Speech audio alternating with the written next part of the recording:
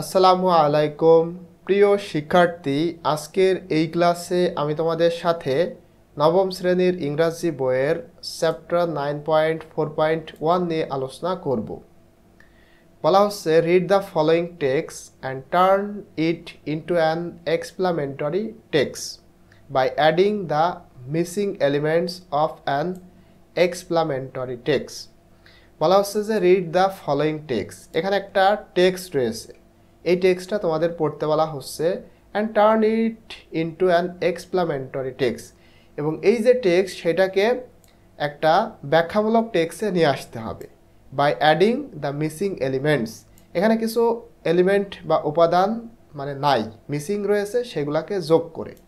Of an explanatory text, একটা এক্সপ্লামেন্টারি বা ব্যাখ্যামূলক টেক্সটের যে সমস্ত উপাদান রয়েছে তার কিছু উপাদান এখানে মিসিং, সেগুলা যোগ করে তোমাদের এটা কমপ্লিট করতে হবে।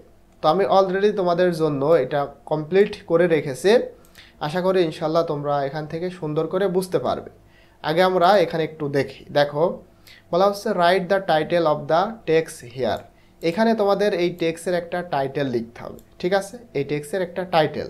তো আমি কি টাইটেল দিয়েছি দেখো, টাইটেলটা হলো understanding climate change and it's solutions, মানে ক্লাইমেট চেঞ্জ জলবায়ু পরিবর্তন এবং এইটার সমাধান নিয়ে মূলত বোঝাপড়া বা বুঝতে পারা বা বোঝা।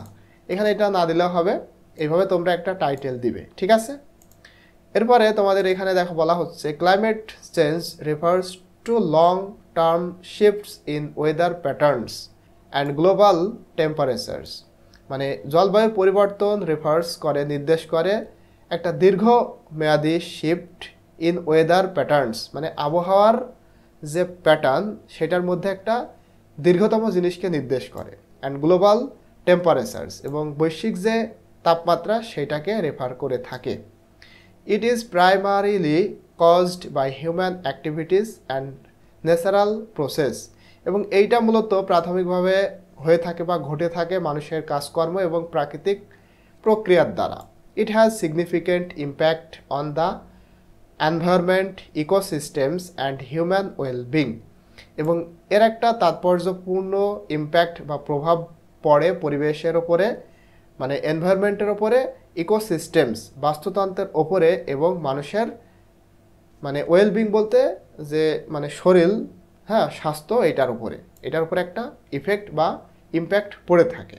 The primary driver of climate change is the increased concentration of greenhouse gases in Earth's atmosphere, এবং primary driver of climate change মানে ক্লাইমেট চেঞ্জের যে প্রাথমিক যে প্রক্রিয়া বলতে পারো, ইজ দ্য ইনক্রিজড, এবং এই যখন এই ক্লাইমেট চেঞ্জটা হয় মানে একরকম থেকে আর এক রকম হয়ে আসে, ডাইভার হয়ে চলে আসে, এই জিনিসটা বৃদ্ধি করে দেয় concentration of green house gases, মানে গ্রিন হাউস গ্যাসের যে ঘনত্ব সেটাকে বৃদ্ধি করে দেয়। ইন আর্থ অ্যাটমসফিয়ার, মানে পৃথিবীর পরিবেশের মধ্যে গ্রিন হাউস গ্যাসের ঘনত্ব বৃদ্ধি করে এই climate change. Now add 2 or 3 reasons, এখন 2টা অথবা 3টা কারণ তোমাদের যোগ করতে হবে। কোন বিষয়ের ওপরে? হোয়াই ক্লাইমেট ইজ চেঞ্জিং, কেন ক্লাইমেট চেঞ্জ হচ্ছে সেটার উপরে তোমাদের 2টা অথবা 3টা কারণ এখানে লিখতে হবে। অলসো ইনক্লুড এক্সাম্পলস, এছাড়াও সেখানে তোমাদের উদাহরণ যুক্ত করতে হবে। Illustrations or case studies to help the reader visualise and understand the text, এবং এই টেক্সটটি যখন কোনো একটা পাঠক পড়বে সে যেন ভিজুয়ালাইজ করতে পারে, মানে চাক্ষুষ দেখতে পারে, এমন কিছু তোমাদের দিতে হবে যেগুলা মানে পাঠকদেরকে এইভাবে সাহায্য করবে। এখানে তোমরা চাইলে মানে ইলিস্ট্রেশনস দিতে পারো, পিকচার, তারপরে উদাহরণ দিয়ে তোমাদের 2টা অথবা 3টা কারণ লিখতে হবে যে কেন ক্লাইমেট চেঞ্জ হয়। ঠিক আছে, তো এইটা আমি অলরেডি এখানে লিখেছি, দেখো এটা তো পড়লাম আমি, এখানে দেখো বাংলাটা তোমাদের জন্য লিখে দিয়েছি। ঠিক আছে, উপরে যেটুকু পড়লাম এটার বাংলা এখানে রয়েছে। তো এখন এখানে দেখো reason for climate change, climate চেঞ্জের কারণ। প্রথমে আমরা 3টা কারণ লিখব, 2টা অথবা 3টা লিখতে বলা হয়েছিল, আমি 3টা তোমাদের জন্য লিখেছি। প্রথম কারণটা হলো burning fossil foils.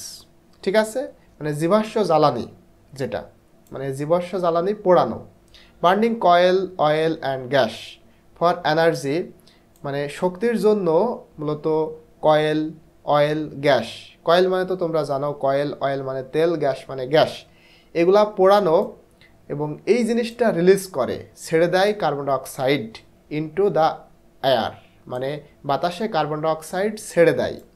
This traps heat and makes the earth warmer, এবং এই জিনিসটা মূলত কি করে, তাপকে আটকে রাখে এবং পৃথিবীকে গরম করে তোলে।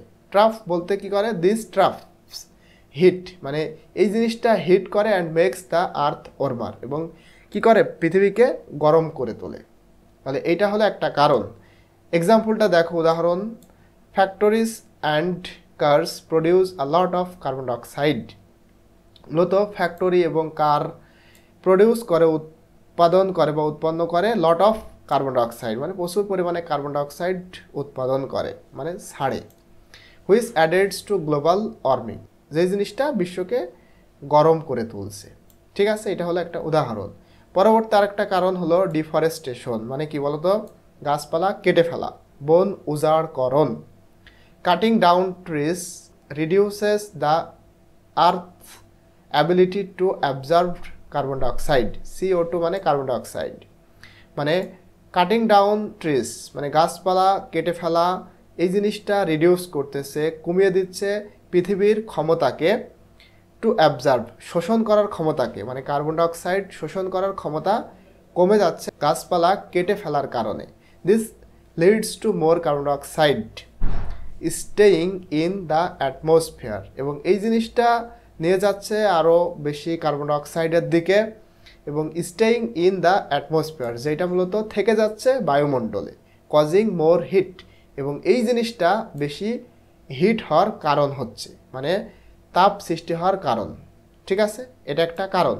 এখানে এক্সাম্পলটা দেখো, forest like the Amazon are being cut down for farming, মানে ফার্মিংয়ের জন্য মূলত গাছপালা বা বন জঙ্গল যেমন এই যে অ্যামাজন, এগুলা কেটে ফেলা হচ্ছে। Which increases carbon dioxide in the air, যেটা বাতাসে কার্বন ডাইঅক্সাইডের পরিমাণ বৃদ্ধি করছে। আরেকটা কারণ হলো পলিউশন ফ্রম ফ্যাক্টরিজ, মানে ফ্যাক্টরি থেকে মূলত দূষণ, এটা একটা কারণ। Factories release harmful gases into the air, মানে বাতাসে ফ্যাক্টরি মূলত কি করতেছে, ক্ষতিকর যে সমস্ত গ্যাস সেগুলা রিলিজ করতেছে। Which also contributes two climate change, যেটা মূলত ক্লাইমেট চেঞ্জের ক্ষেত্রে অবদান রাখে। এক্সাম্পলটা দেখো, example, factories that use coil as energy, মানে এনার্জি হিসেবে যে সমস্ত কয়েল ফ্যাক্টরিতে ব্যবহার করা হয়, এই জিনিসটা রিলিজ ডেঞ্জারাস গ্যাসেস, মানে বিপজ্জনক গ্যাসে পরিণত করার পরে ছাড়ে, দ্যাট হিট দ্য প্ল্যানেট, যেটা এই প্ল্যানেট বা আর্থ এটাকে হিট করে তোলে বা গরম বা উত্তপ্ত করে তোলে, এটা একটা কারণ। তারপরে এখানে তোমাদের যে কনক্লুশন সেটা লিখে দেওয়া হয়েছে।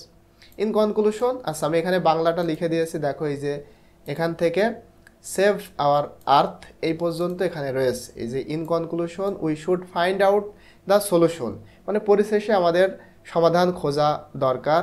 Renewable energy infrastructure can mitigate climate change, protecting the forest and adopting responsible land use policies can help preserve ecosystems and we can save our earth. এখানে দেখো বাংলাটা লিখে দিয়েছি। তো এইটা কিন্তু তোমাদের একটু ভালো করে বুঝতে হবে, কারণ পরবর্তীতে যে চ্যাপ্টারটা রয়েছে এই যে 9.4.2, এখানে তোমাদের কিন্তু এই যে এইটা নিয়েই কাজ। কি বলা হবে দেখো, read the complete text in activity 9.4.1, মানে ওইটা যেটা তোমরা 9.4.1 মানে এখানে যেটা দেখালাম এটা সম্পূর্ণ করেছো, ওইটা আবার পড়তে হবে। And paraphrase it following the rules of paraphrasing a text, একটা টেক্সটকে কীভাবে প্যারাফ্রেজ করতে হয় তার নিয়ম অনুসরণ করে তোমাদের এই টেক্সটটা কিন্তু লিখতে হবে, মানে প্যারাফ্রেজ করতে হবে। Letter share it with the class, তারপরে ক্লাসে এটা শেয়ার করতে হবে। তার মানে এটা তোমরা একটু ভালো করে বুঝবা। পরবর্তীতে আমি তোমাদের জন্য এটা অলরেডি প্যারাফ্রেজ করে রেখেছি, ইনশাল্লাহ এরপরে তোমরা সেটা পাবে।